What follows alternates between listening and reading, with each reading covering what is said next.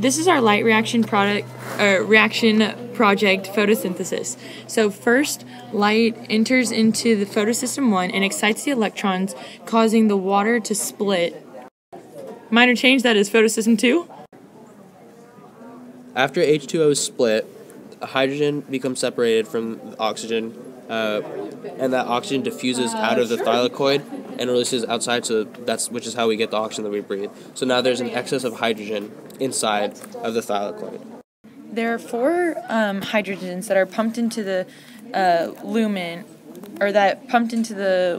which is the thylakoid space, and it goes from high energy to low energy.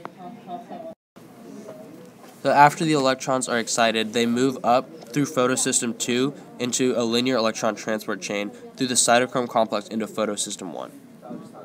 Once it enters photosystem 1, which is right here, light excites the electrons, and 2 things can happen. 1, create NADPH, and 2, create ATP.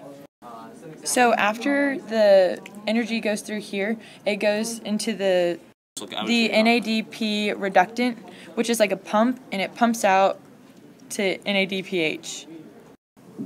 So after the excited electrons go into photosystem 1 through the cytochrome complex, one possibility was that it can go on to NADPA reductase and make NADPH, as Sarah told us earlier. The other possibility is that the electrons can be stuck in a cyclical electron flow and go back to the cytochrome complex, and it can do this many, many times, resulting in ATP being produced.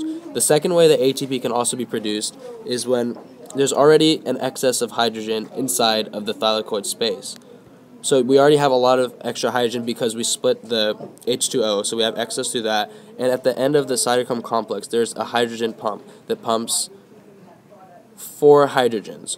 So because of that, we get a concentration gradient where there's more hydrogen inside of the thylakoid than outside. So through passive transport, the hydrogens move out through ATP synthase, which produces more ATP. So now we have NADPH and ATP, which moves on to the Calvin cycle.